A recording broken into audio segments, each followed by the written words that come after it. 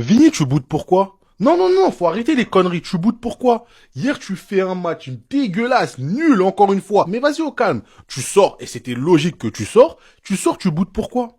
T'es frustré, je le sais, on le sait tous que t'es frustré de la situation. Mbappé, il brille, il a récupéré les pénaltys. Toi, tu brilles beaucoup moins. Mais frérot, tu l'as accepté cette situation. Tu l'as accepté. Sur le terrain, tu nous fais croire que tout va bien, que tu t'entends avec lui, etc. Tu le reposes même quand il met ses triplés.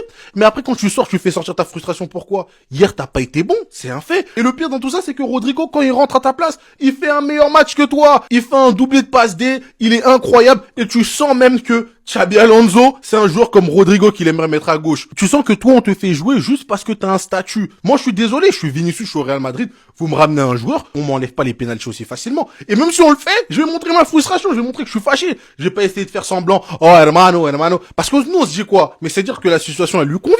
Mbappé, il a récupéré les pénaltys. Mbappé, en plus de ça, il prouve plus que toi en ce moment. Il fait que de marquer.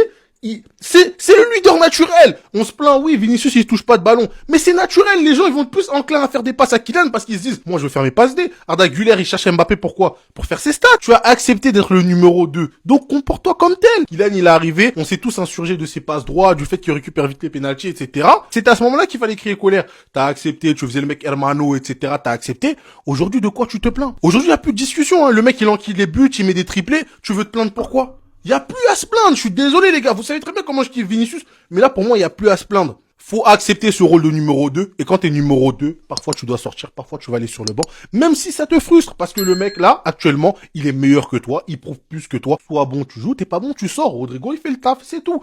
Xabi Alonso est en train de comprendre que Arda Güler est beaucoup plus important quand il joue 10 que quand il est beaucoup plus bas.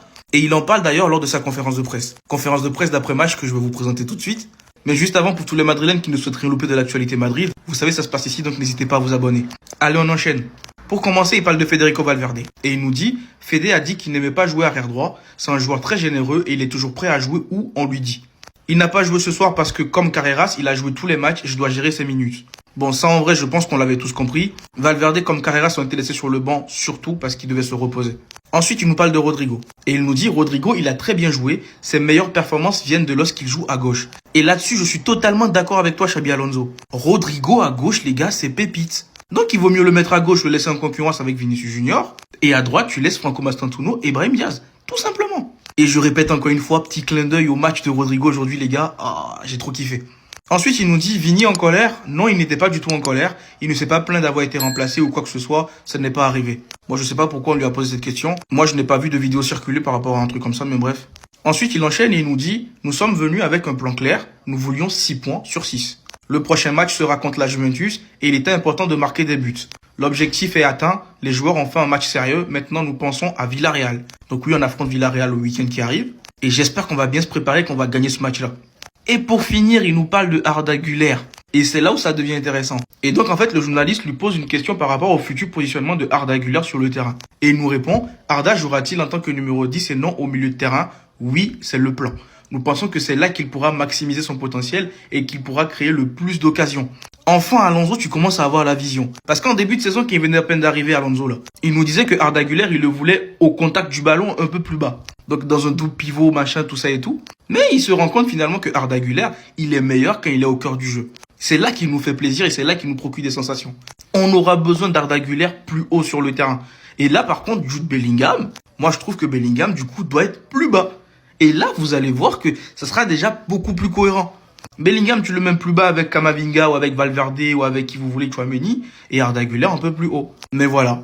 Voilà en gros le résumé de la conférence de presse de Xabi Alonso. Dites-moi dans les commentaires ce que vous en pensez. Et surtout pour ne rien louper, vous savez ce qu'il vous reste à faire. Abonnez-vous. Vinicius, il a tellement rien à gratter cette saison qu'à chaque fin de match, tu retrouves plus Mbappé que lui dans sa story. Au bout d'un moment, Vinicius, c'est à lui aussi de mettre les triplés et d'être décisif. Hier, contre les Kazakhstanais, je suis content pour lui, il a été capitaine. Et je suis désolé, le capitaine du Real Madrid ne peut pas délivrer ce genre de performance. Hier, il a été remplacé par Rodrigo et le frérot, il a même pas perdu de temps. L'Indien favori des Madrilènes en 20 minutes hier, il a fait plus que Vini. Des passes, un tir cadré, des dribbles, des duels gagnés. Xabi Alonso, il a trop kiffé la performance après le match, il a été clair. Rodrigo est un ailier gauche, c'est là qu'il est le plus à l'aise et c'est là qu'il réalise ses meilleures performances. Malgré tout, Vinicius, il a eu l'occasion de mettre son but. Il arrive devant le gardien et tente le petit piqué, le ballon il est même pas cadré. Le pire, c'est qu'après ça, son frérot, il tente la même et il la met au fond. Malheureusement, après cette action, Vinicius, il fait une passe à Mbappé qui devait être une passe décisive. Mais comme Mobutu, il calcule tous ses coups, la frappe suite à la passe de Vini, elle est même pas cadrée. À Madrid, on se retrouve avec un Brésilien qui est complètement détruit par le Ballon d'Or. En vrai de vrai, on sait même plus c'est quoi les excuses. Parce que le Ballon d'Or, ça fait un moment, pendant que Lamine Yamal, il va fouetter le Paris Saint-Germain ce soir. Et de l'autre côté, on a un Brésilien qui a faim, mais qui veut plus jouer sur le côté droit, et qui est même prêt à jouer 20 minutes sur 5 matchs pour jouer à gauche. Vinicius, un gars, il a un cœur en or, un même bol dans l'ail, les gars. Le football ne ment jamais.